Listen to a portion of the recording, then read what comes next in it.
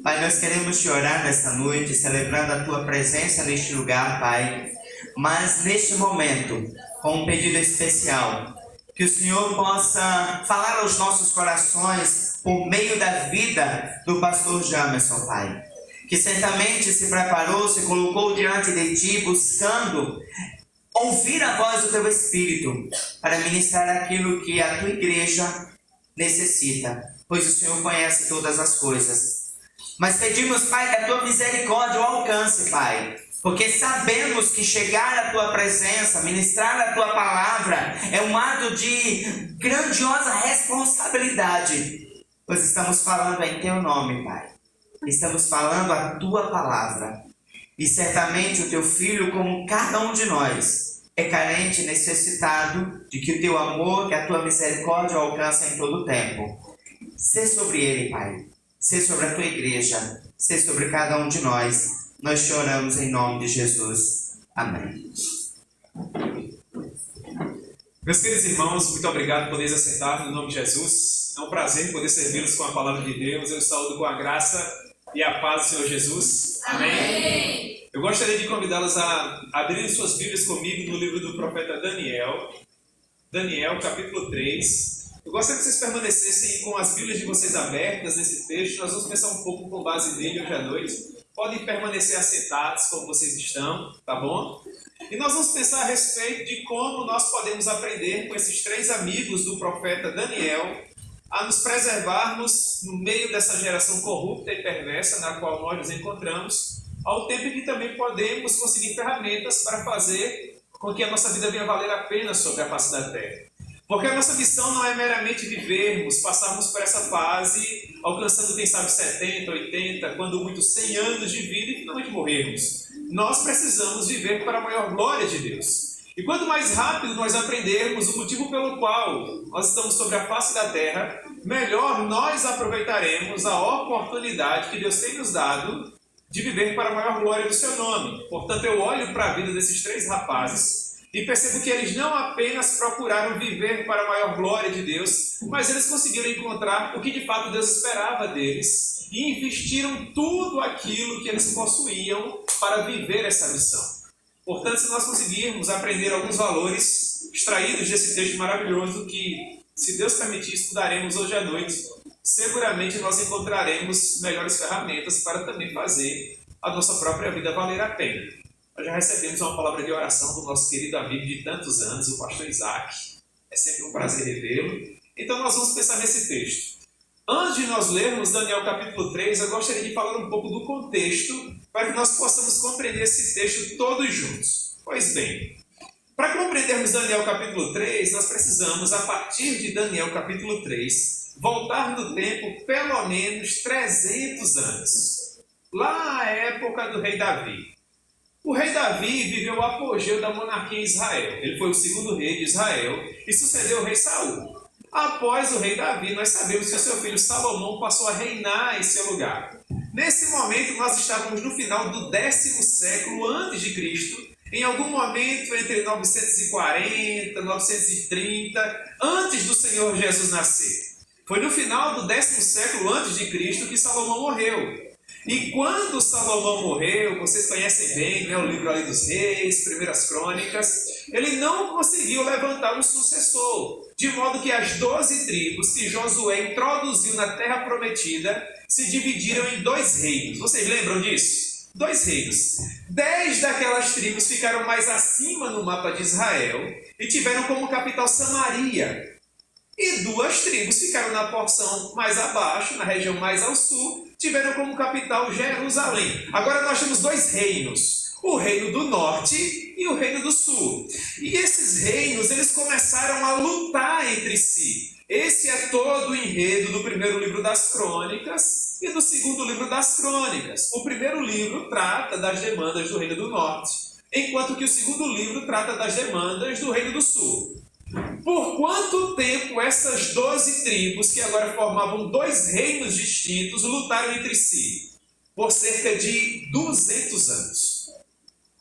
Por cerca de 200 anos, o reino do norte, capital Samaria, fez continuamente o que era mal perante os olhos do Senhor. Então Deus levantou o profeta Elias, Deus levantou o profeta Eliseu, e esses grandes homens de Deus profetizaram para que eles se arrependessem dos seus pecados e voltassem a servir ao Deus Todo-Poderoso, abandonassem a Baal, a Astarote, aos postes ídolos, aos Baalins. Mas esse reino não deu ouvidos à voz daqueles profetas, não se arrependeram do seu pecado, até que finalmente, no 8º século antes de Cristo, no ano 722, Deus permitiu que um reino longínquo, os assírios, atravessassem todo o mundo, chegassem à região das 10 tribos do norte e os levassem para a terra da Síria. Isso é segundo aos Reis, capítulo 16.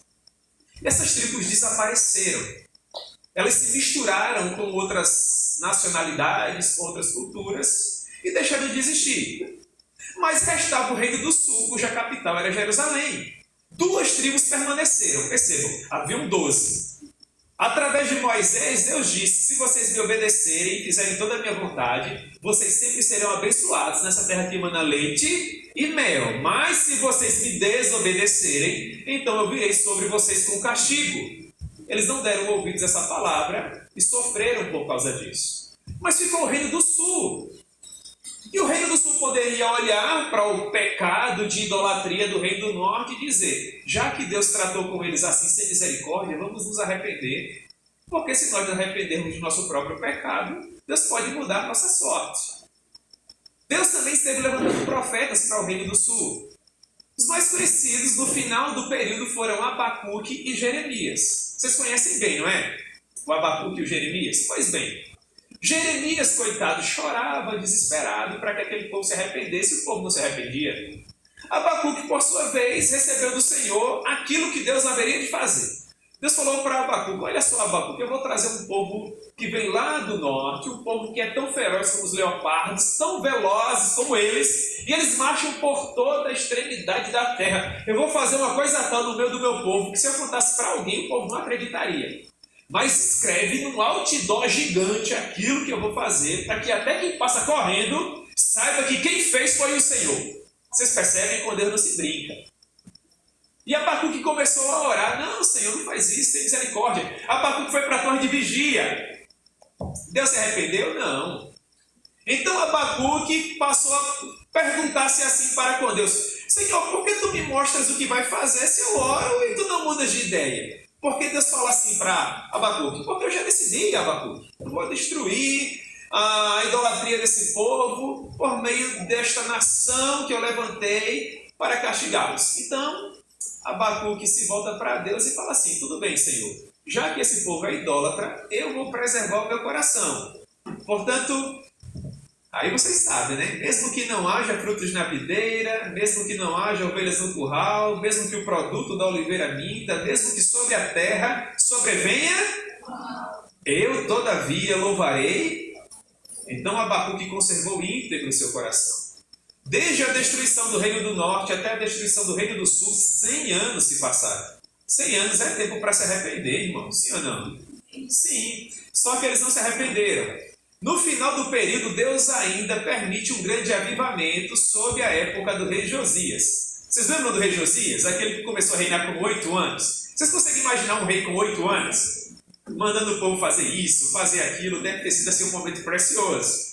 Só que Josias era apaixonado pelo Senhor. Com a idade de vocês, sendo pré-adolescente ainda, ele descobriu que a lei do Senhor estava perdida dentro do templo. Encontraram a lei do Senhor, Josias mandou ler publicamente, e Josias falou assim: puxa vida, a gente está fazendo tudo errado.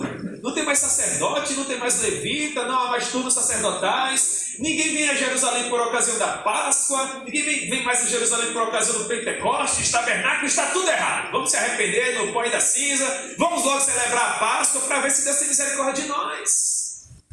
E quando Josias fazia tudo isso, havia 4 crianças que tinham entre 7 e 8 anos de idade que viviam pelos corredores do palácio. Vocês devem ter ouvido falar neles. Eles se chamavam Daniel, Ananias, Misael e Azarias, todos com nomes judeus. E eles perceberam aquele grande avivamento, os sacerdotes sacrificando 3 vezes por dia ao Senhor, os levitas cantando esses salmos maravilhosos, Deus se manifestando por meio do sacerdócio profético e sacerdotal, uma coisa extraordinária. Só que Josias morreu. E depois de Josias, os seus filhos fizeram o que era mal perante os olhos do Senhor. Joaquim e Zedequias. Final do 2º livro dos reis. Como esses 3 reis fizeram o que era mal perante os olhos do Senhor, Deus falou assim: agora já deu. Chegou o momento de levantar um povo distante para cumprir o que eu falei por meio do Abacuque. Então Deus levanta aquele povo que todos vocês conhecem, os babilônicos. Os babilônicos saem lá da Babilônia, atravessam todo o mundo e chegam à região de Israel, mais precisamente a Jerusalém. E eles cercam Jerusalém. E Jeremias está lá, profetizando, chorando, se descabelando, ninguém se arrependia, coisa nenhuma. Jogaram foi o homem na cisterna, vai comer pão e tomar água, você não sabe de coisa nenhuma. Finalmente, os babilônicos destroem as muralhas de Jerusalém, queimam as portas, destroem os prédios, profanam o templo e levam aqueles jovens que eram filhos de príncipes de herança aristocrática lá para a Babilônia. E entre esses jovens, pasmem vocês, quem foi junto? Daniel. Quem mais? Ananias. Pois bem, todos eles foram juntos. E viajaram por muitos meses até finalmente chegar à Babilônia. Quando eles finalmente chegaram à Babilônia, Nabucodonosor queria fazer com que todo o amor que eles sentiam pelo Deus de Israel caísse por terra. Por quê? Porque Nabucodonosor sabia que muros podem ser reconstruídos, portas podem ser recolocadas, prédios podem ser reformados, mas a paixão que Deus coloca em nosso coração, só mesmo Ele. Então ele percebeu que se ele fizesse com que o amor que aqueles jovens sentiam por Deus desaparecesse, não haveria mais ninguém para reconstruir a cidade do Senhor, Jerusalém, a cidade do grande rei, o cálice de tontear as nações. Portanto, o que foi que ele fez? Colocou aqueles rapazes no palácio e falou assim para eles: eu vou dar de tudo que o dinheiro pode comprar para vocês. Vocês vão ter o que comer, o que beber, eu vou dar roupas bacanas a vocês, mas vocês precisam se esquecer do Deus de vocês, da história de vocês. Esqueçam que vocês são descendentes do Todo-Poderoso através de Abraão. Vocês agora são babilônicos. Vocês agora me pertencem. E eu vou começar mudando os nomes de vocês. Essa vai ser a primeira atitude. Por quê? Porque Nabucodonosor sabia que os nomes daqueles rapazes significavam o amor e o respeito, a devoção que eles sentiam por Deus. Então ele falou assim: vamos lá, Daniel vai se chamar Beltesazar. É o nome de um deus pagão da Babilônia. Ananias vai se chamar Sadraque, Misael, Mesaque, e Azarias vai ganhar nome mais bacana, Abednego. Que o pessoal chamava ele de negão, os mais íntimos, né? O que ocorre?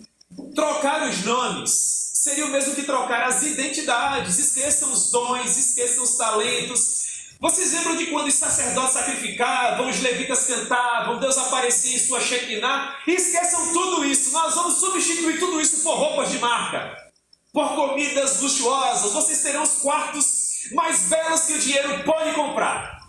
E no final vocês passearão nos meus palácios e serão os meus melhores funcionários. Só que os meninos haviam experimentado um grande avivamento, eles sabiam como Deus é bom, como a sua misericórdia dura para sempre, e eles resolveram firmemente no seu coração o quê?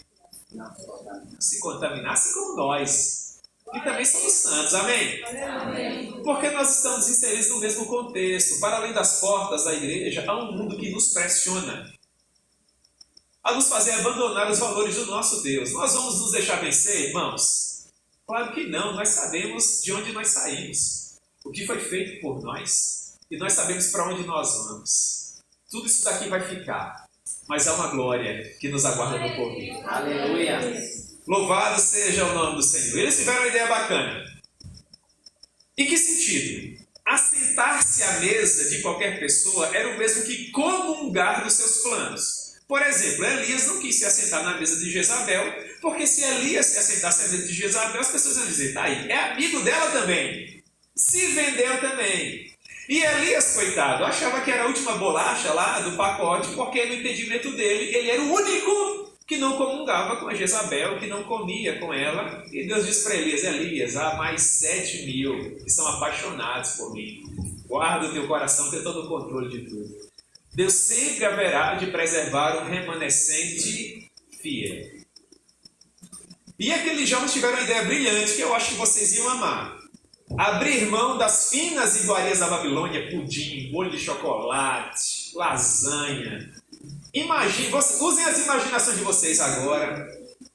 Tudo isso vocês estão pensando aí que vocês amam. Para comer chuchu, batata, inhame, macaxeira. Usem a imaginação um pouco mais aí. O copeiro do rei falou, vocês estão malucos? Se vocês passarem 10 dias comendo só chuchu e tomando água, vocês vão ficar magérrimos, ele vai perceber que eu não estou obedecendo às ordens dele, dando pudim e bolo de chocolate. O primeiro que vai morrer sou eu.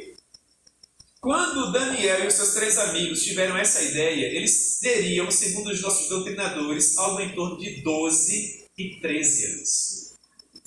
Longe dos pais, dos familiares, das pessoas a quem eles mais amavam, mas não distantes de Deus. Eles eram apaixonados pelo Senhor. Eles tinham vivido experiências com o Todo-Poderoso e eles disseram, nos experimente 10 dias. E você vai perceber como nós estaremos mais esbeltos, mais belos, mais robustos. Só mesmo um milagre do Senhor, né, irmãos? Você quer emagrecer, a primeira coisa que o nutricionista diz é vai comer só chuchu, batata. Quem já passou por esse vale da sombra da morte sabe o que é isso. 10 dias depois, como é que eles estavam? Coisa mais linda do mundo. E o copeiro falou assim, vão na bênção, tá aqui um saco de batatas para vocês, e cenoura. Vão fundo. 3 anos se passaram. E eles ouviram todo tipo de coisa. Por quê? Porque na hora das refeições, café da manhã, almoço, jantar, todos os outros príncipes de Israel e os demais príncipes dos povos conquistados comiam na mesa de quem? Digam para mim. Do rei Nabucodonosor. E eles comiam? Não. Então quando eles caminhavam pelos corredores do palácio, os outros jovens passavam por eles e vocês acham que os outros jovens falavam o quê? Esses aí só querem ser santos, diferentes, tudo que nós somos, sim ou não? Mas claro que sim, porque nós estamos aqui para influenciar, para fazer a diferença, para dizer que o nosso Deus é bom, que Ele tem poder para quebrar o coração mais duro, alcançar o poço mais profundo, escrever novamente a história mais negra. No final dos 3 anos, quando aqueles 4 rapazes se apresentaram, o próprio Daniel vai nos dizer que não havia ninguém mais inteligente do que eles. E mais belos também. De modo que Nabucodonosor colocou Daniel como primeiro-ministro. E os outros 3 em cargos importantes. Amém? Amém. O tempo passou e Nabucodonosor teve uma ideia brilhante. Agora a gente chegou em Daniel capítulo 3. Vocês estão com a Bíblia aberta ainda? Amém.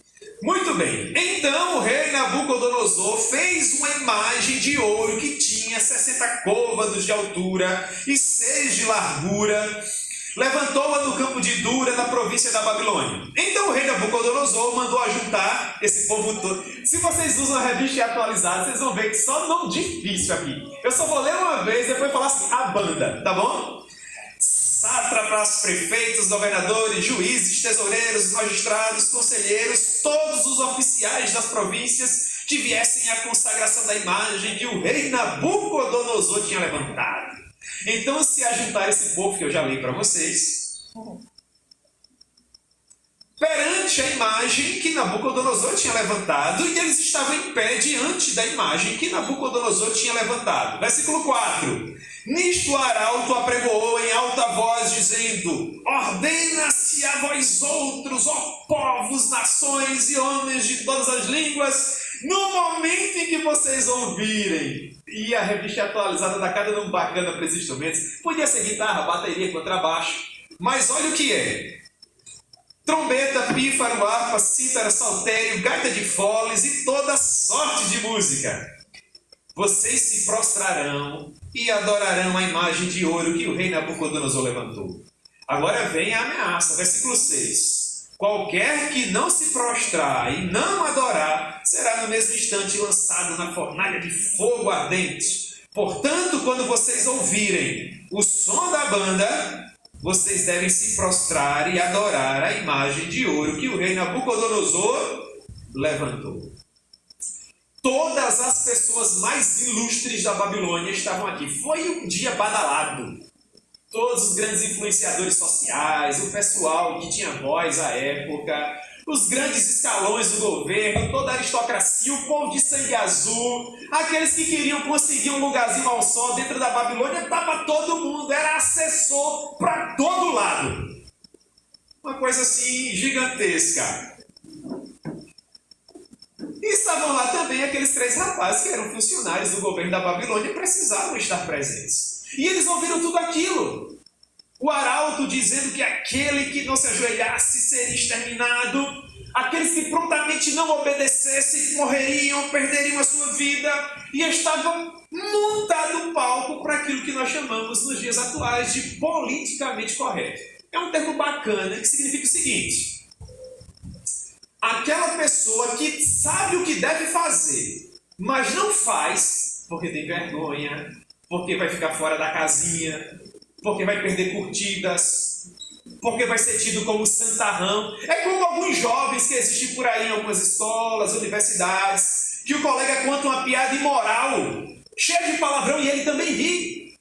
E aí, né, o colega olha para ele e fala: puxa vida, fulano, você não é evangélico? E ele responde assim: eu sou evangélico. Quando sou evangélico assim, e vai morar no céu, né? Você percebe como isso é sério? A maneira como nós nos comportamos com as pessoas com quem nos relacionamos, a maneira como usamos as redes sociais, como nós honramos o nosso pai e a nossa mãe, porque falar que ama Jesus com os lábios, todo mundo fala. Conhecer algo dessa Sagrada Escritura, todo mundo conhece. Mas provar que nós amamos ao Senhor por meio do nosso estilo de vida é tudo que nós precisamos nos dias atuais. Isso não tem a ver com o cabelo que você usa, ou com a roupa que você veste, ou com a maneira com que você se comporta. Aspectos culturais são importantes, mas não são um fim em si mesmo. Tem a ver com quem você é enquanto pessoa. Não tem a ver com o que você aparenta, mas tem a ver com quem você é. E quando nós provamos para Deus que somos de fato apaixonados por Ele, nascemos de novo, somos uma nova criatura, quando para além do nosso vocabulário evangélico e das roupas engomadinhas que nós usamos, nós provamos para as pessoas que o nosso coração se encontra em outro lugar. Nós aspiramos uma outra realidade. A nossa mente funciona de uma maneira diferente porque nós temos o Espírito Santo, que está conosco todos os dias e que nos orienta. E haviam 3 jovens assim dentro desse contexto aqui. Jovens corajosos que pensavam fora da caixa, que tinham coragem para tornar pública a sua fé, que não estavam preocupados com aquilo que as demais pessoas iam dizer, se eles perderiam seguidores, perderiam curtidas, se ninguém ia compartilhar, eles pouco se importavam, porque eles entendiam que mais interessante seria agradar a Deus do que aos demais. Aleluia. Portanto, quando o palco estava montado, verso 8, ora, no mesmo instante, chegaram alguns homens babilônicos e acusaram os 3 rapazes e disseram a Nabucodonosor: ó rei Nabucodonosor, vive eternamente. Tu, ó rei, baixastes um decreto pelo qual todo homem que ouvisse o som da trombeta, desses instrumentos todos aí, deveria se prostrar e adorar a imagem de 8. Verso 11.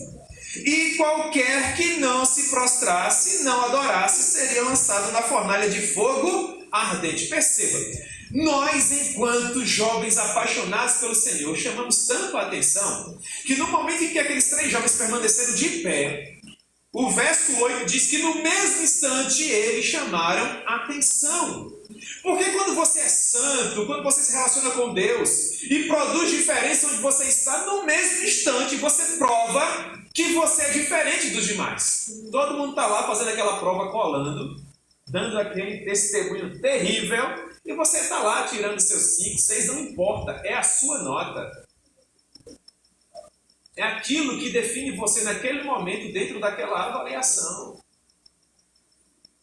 Enquanto que outros vão tirar 9 e 10, mas são ladrões. Por que o Brasil é um país tão corrupto? Porque nós começamos com corrupção na escola.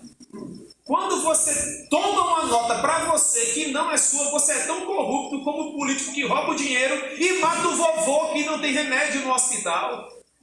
Aquele pessoal que está lá na esplanada dos ministérios desviando aquele dinheiro para viajar para o Caribe, enquanto o povo está morrendo nas filas dos hospitais, é o povo que colava na escola.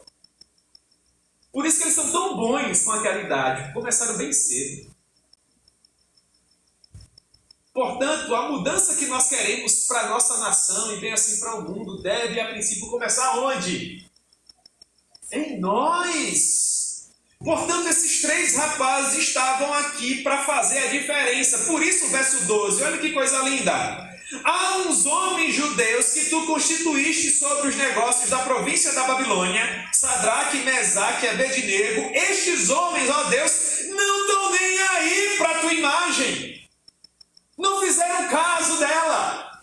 É como uma cicatriz na província da Babilônia. Eles não estão nem aí. Olha ali, os 3 pés.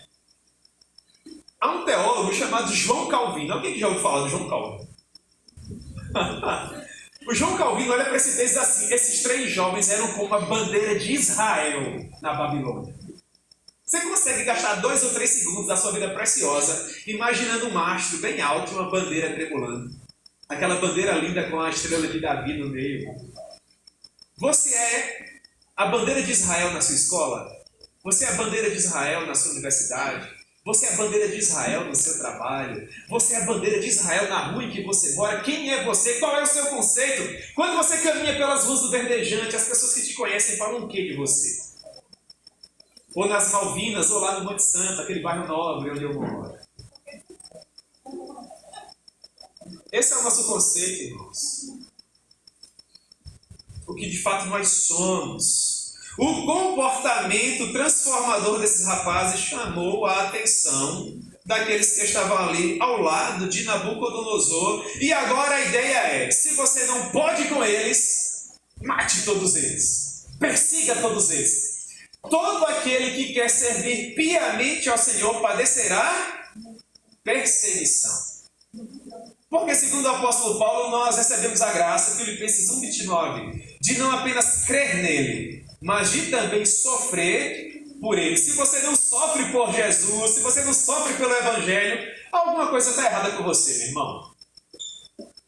Se o povo não te chama de santinho na escola, crentinho, se ninguém diz que você quer ser a bala que matou o John Lennon, alguma coisa está errada com você.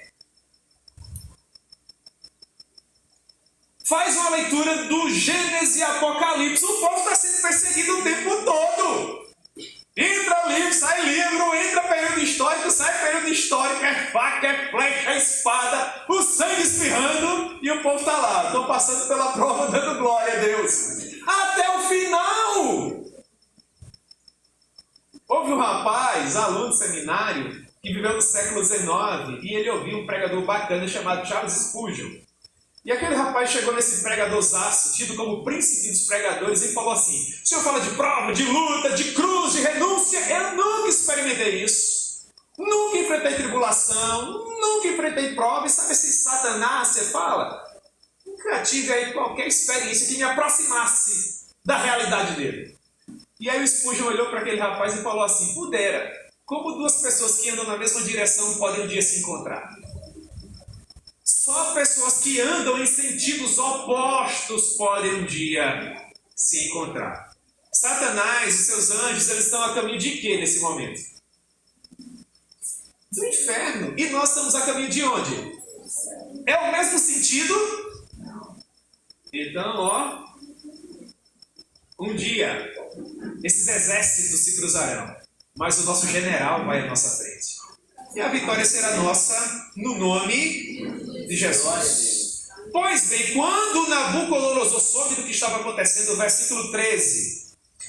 Então Nabucodonosor, irado e furioso, mandou chamar Sadraque, Mesaque e Abednego e trouxeram aqueles rapazes perante o rei.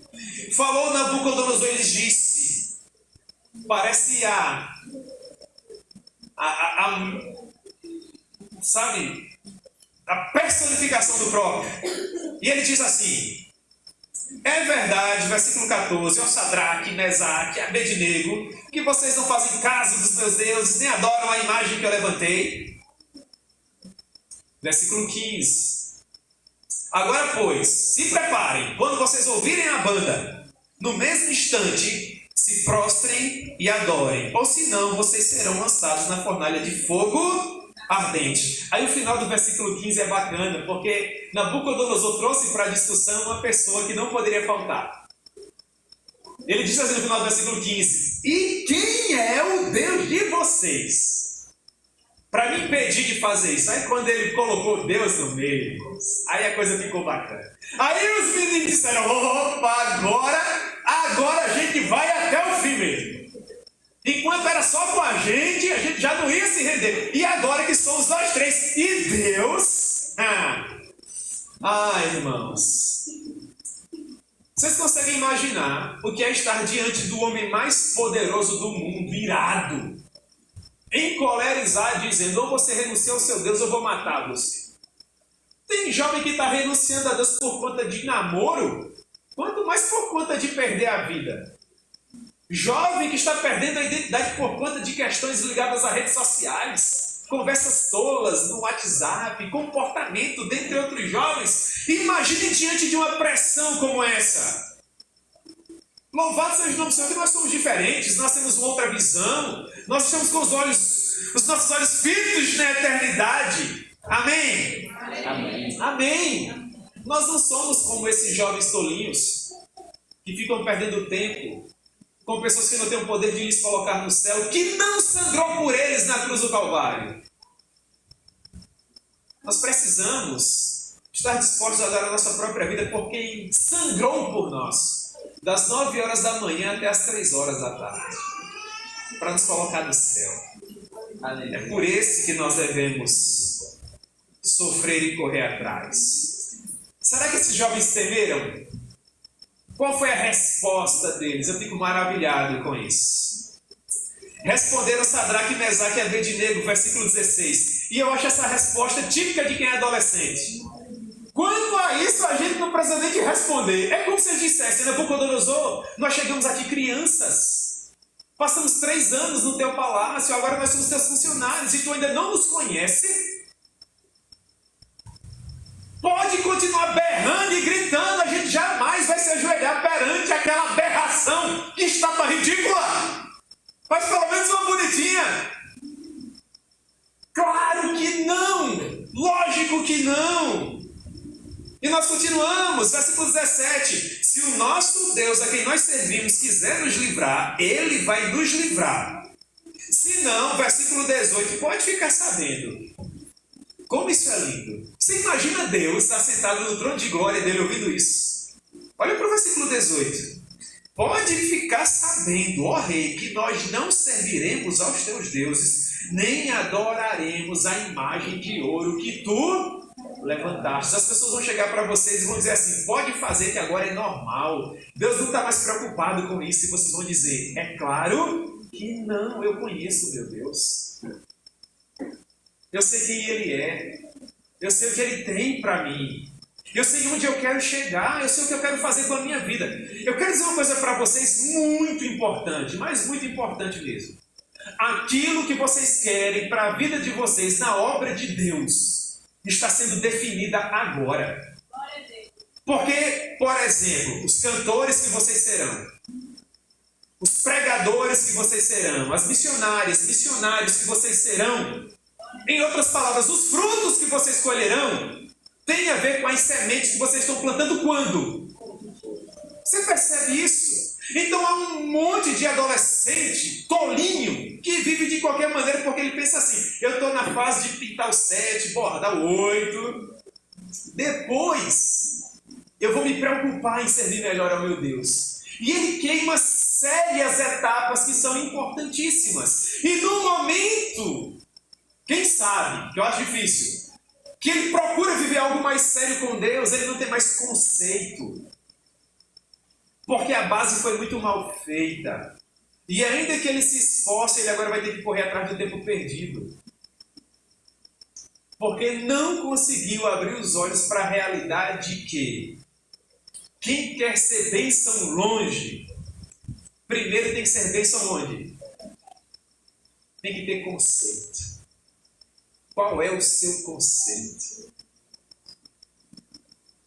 O que os seus pais acham de vocês? O que o pastor de vocês acha de vocês? O que Deus acha de vocês? O que Deus acha de mim? O que Nabucodonosor achava desses três aqui? Só podem ser loucos! São três malucos! Mas nós precisamos lembrar do fato de que o evangelho para o homem natural é o quê? Não é bacana isso? E aquele que pensa que está perdendo a sua vida, na verdade está... Ainda que esses três jovens morressem na fornalha, quando eles abrissem os olhos mais uma vez, onde eles estariam? O que é melhor? Meu Deus! O crente é aquele ser, o povo evangélico é aquele povo que até cai, mas cai para cima. Ele não perde, irmãos, é impressionante, é maravilhoso. Meu Deus, como eu tenho orgulho de servir. Eu queria ter 1000 outras vidas para em todas elas ser um pregador do evangelho. Ser um pastor para servir ao meu Senhor. Não há nenhum Senhor melhor que o meu Senhor.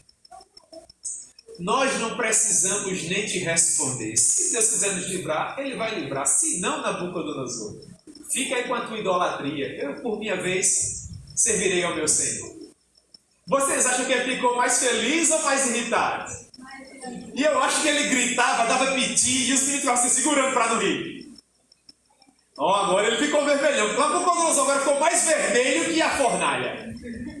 Olha só. Então Nabucodonosor, versículo 19, se encheu de fúria. O seu aspecto ficou transtornado contra Sadraque, Mesaque e Abednego. E ele deu ordens para colocar 7 vezes mais lenha na fornalha. Vamos transformar essa fornalha num vulcão agora. E ele ordenou aos homens mais poderosos que estavam no seu exército que amarrassem os rapazes e os jogassem na fornalha.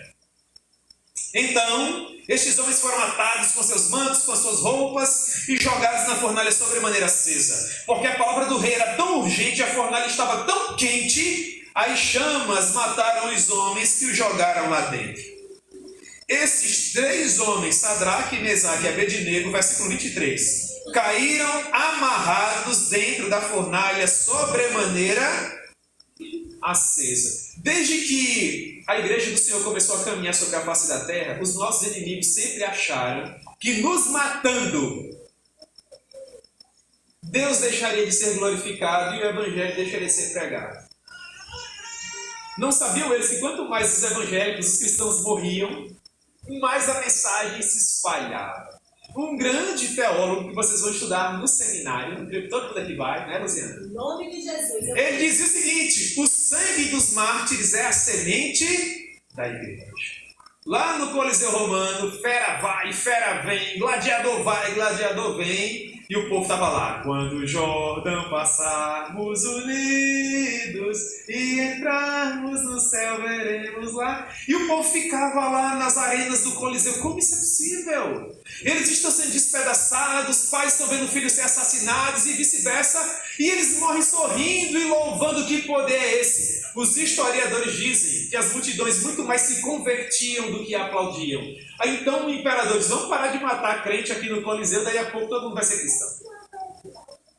Vai na janela 10/40, é região da face da terra onde é mais difícil ser evangélico. Nós temos a igreja mais vibrante, mais apaixonada.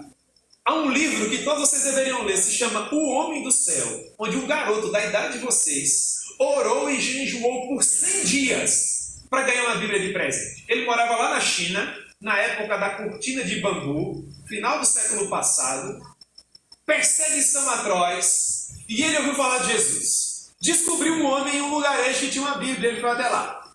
E ele falou assim, eu preciso dessa Bíblia. E o homem falou, coisa nenhuma, quase você não consigo a minha, eu vou dar para você. E ele falou assim, como é que eu consigo uma Bíblia dessa? E o homem falou, se você orar e jejuar e for achado digno, Deus pode levantar alguém para trazer uma para você. E o rapaz voltou para casa com isso na mente. Eu vou orar e eu vou jejuar e Deus vai me dar uma. E ele quase que morre, de tão esfaimado que ele ficou. Ele só comia uma porção de arroz por dia. E a oração dele era, eu quero uma Bíblia. Eu quero uma Bíblia. Exatamente 100 dias depois, alguém, numa noite chuvosa, alta madrugada, bate à porta do barraco que ele vivia. E ele se levanta atordoado e abre a porta. Ele tinha a idade de vocês. E um homem alto, encapuzado, ele não conseguiu ver o rosto.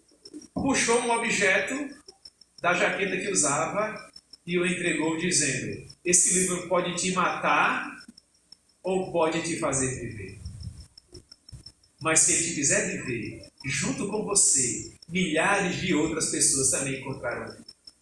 E desapareceu na escuridão. Que objeto estava dentro daquele embrulho? E aquele rapaz gastou toda a energia vital dele para ficar conhecido na China como o homem do céu. Você percebe como isso é precioso? Nós precisamos olhar para as histórias desses homens e dessas mulheres e dizer assim, Senhor, faça novamente. Me dá a mesma paixão, o mesmo desejo de servir. Eu não quero viver de oba-oba não, Senhor. Eu quero fazer a minha vida valer a pena. Se o Senhor não conseguir encontrar nenhum outro jovem no Brasil que te ama, ache a mim, Senhor. Se ninguém mais quiser te servir, que eu te sirva, Senhor. Quando todos eles deixarem de te ouvir, que eu te ouça. Quando todos eles deixarem de te ver, que eu continue te vendo. Quando todos eles deixarem de te sentir, que eu continue te sentindo. E quando todos eles deixarem de acreditar em ti, que eu continue crendo. Nós precisamos voltar a fazer orações assim. E os rapazes foram jogados na fornalha e todos eles morreram. É assim? Então o rei Nabucodonosor, versículo 24, se espantou e se levantou depressa e chamou os seus assessores. E ele perguntou assim, nós não lançamos 3 homens dentro da fornalha? O povo falou, sim, rei, 3. E ele falou assim, e como é que eu estou vendo? 4. Glória a Deus, aleluia. E eles andam soltos dentro da fornalha e não acontece nada. E o aspecto do 4º homem é semelhante ao filho dos deuses. O 4º homem da fornalha. Aleluia. Que coisa interessante. Então se chegou Nabucodonosor à porta da fornalha sobremaneira acesa e disse, ó Sadraque, Mesaque e Abednego, olha como a coisa mudou. Servos do Deus Altíssimo, saiam do meio do fogo. Então se ajuntaram todas as autoridades da Babilônia e viram que o fogo não teve poder algum sobre aqueles 3 rapazes. Os cabelos deles não foram nem chamuscados, a roupa não mudou nem de cor, eles não tinham nem cheiro de fumaça. Glória a Deus. Quem faz isso? Vocês sabiam que há um número gigantesco de jovens que vão passar por toda essa fase da vida e não vão ter uma experiência com Deus? Uma. Isso é de partir o coração, sim ou não? Sim. Eu não quero jamais puxar sardinha aqui para o meu lado, não. Mas, pela misericórdia do Senhor, eu fui alcançado pelo Evangelho um pouquinho mais velho que vocês. Eu tinha 19 anos. Mas aí assim eu falei para Deus, agora eu vou correr atrás do tempo perdido, né? Eu coloquei uma mochila nas costas, meus irmãos, e fui viver todo tipo de experiências que possam imaginar. Seminário de teologia, avanço missionário, acampamento missionário, acampamento de missão portas abertas. Se é para apanhar, vamos apanhar. Se é para sofrer, vamos sofrer. Enquanto eu estou novo, enquanto eu aguento, né? Você agora já tinha morrido. E eu quero dizer para vocês que eu não tenho dúvida de que tudo que eu estou vivendo atualmente na minha vida, com a minha esposa, os meus filhos, dentro do meu ministério, é fruto de tudo que eu plantei quando eu tinha a idade de vocês. Eu não tenho a menor dúvida disso. Eu louvo a Deus, porque pela graça de Deus, Ele me direcionou a pessoas que eram apaixonadas por Ele.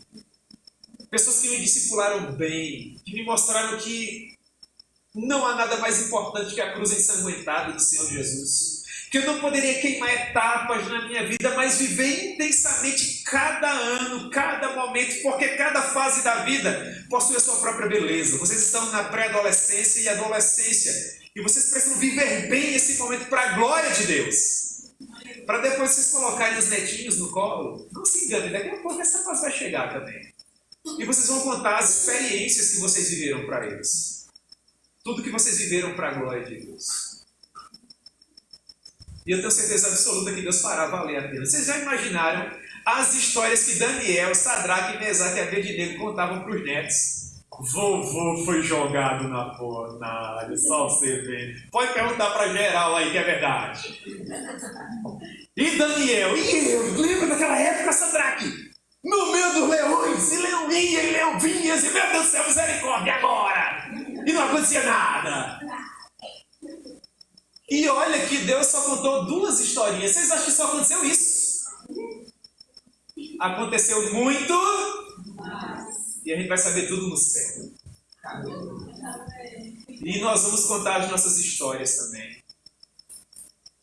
Porque Deus diz assim: quando passares pelas águas, eu serei contigo. Quando passares pelos rios, eles não te submergirão. Quando passares pelo fogo, não te queimarás, nem chama alguma arderá. Que fantástico, não é? Será que aqueles 3 rapazes tiveram o poder de mudar aquela realidade? Versículo 28, então falou Nabucodonosor: bendito seja o Deus, não eu, mas o Deus de Sadraque, Mesaque e Abednego, que enviou seu anjo e livrou seus servos, que confiaram nele. Pois eles não quiseram obedecer ao rei, preferindo entregar as suas próprias vidas a servirem e adorarem a qualquer outro Deus, senão ao seu Deus. Esse Deus aqui é com D maiúsculo bem grandão. Portanto, eu faço uma nova lei, pelo qual todo o povo, nação e língua, que disser qualquer coisa contra o Deus de Sadraque, Mesaque e Abednego, que seja... Agora aqui também pegou pesado, né? Que seja despedaçado, as suas casas sejam feitas em monturo, porque não há Deus que possa salvar como esse. Ele podia até dizer assim, que seja evangelizado, mas ele quis provar a paixão dele, né? O povo ia ser despedaçado, a casa destruída. Ninguém queria outro Deus, só o Deus de Sadraque, Mesaque e... Então agora percebam, do ponto de vista humano, nós achamos que quando nós nos posicionamos, as portas se fecham para nós. Ah, se eu sei que eu sou evangélico na universidade, eu não vou ter mestrado, doutorado, pós-doutorado, coisa nenhuma. Olha o que acontece aqui. Versículo 30. Então, o rei fez prosperar a Sadraque, Mesaque e Abednego na província da Babilônia. Assim como Deus vai fazer vocês prosperarem também. Nas escolas de vocês, nas universidades de vocês, no trabalho de vocês. Para a glória de Deus. Então, no nome de Jesus, procurem o máximo que vocês puderem viver para a glória do Senhor. O que vocês querem ser? Vocês querem cantar, tocar, pregar, dar aulas? Quer ser missionário, missionário? O que você quer? Dobra o seu joelho hoje à noite quando você chegar em casa e fala assim com Deus: Senhor, me permita lançar as sementes corretas. Me permita conviver com as pessoas corretas. Dá luz à minha mente, fogo ao meu coração. Desvia os meus pés da queda e os meus olhos de ver aquilo que me possa cativar para o mal. Enche-me de poder no Espírito Santo. E não importará a hora, não importará o lugar. Sempre que o Senhor precisar, eu estarei lá. Amém? Vamos orar.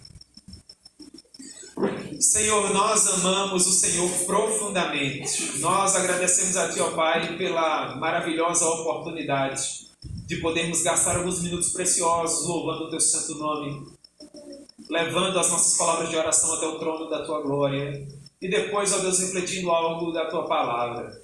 Aplica, ó Deus, essa mensagem conforme a Tua vontade aos nossos corações e faça com que nós venhamos, ó Deus, a valorizar tudo aquilo que o Senhor tem nos dado. Não permita que nós venhamos a perder oportunidades de fazer a nossa vida valer a pena, mas que nós possamos escolher bem as sementes que estaremos lançando no solo fértil que é a nossa vida, para que no tempo oportuno, no tempo devido, nós possamos colher a 30, a 60 e a 100 por um, tendo vidas bem-sucedidas para a glória do Teu nome. Protege e ampara cada um desses jovens, guarda-os e protege-os do mal. Que o Senhor possa levantá-los como coluna e baluarte da verdade para a glória do Teu nome. É assim que nós oramos, em nome de Jesus. Amém.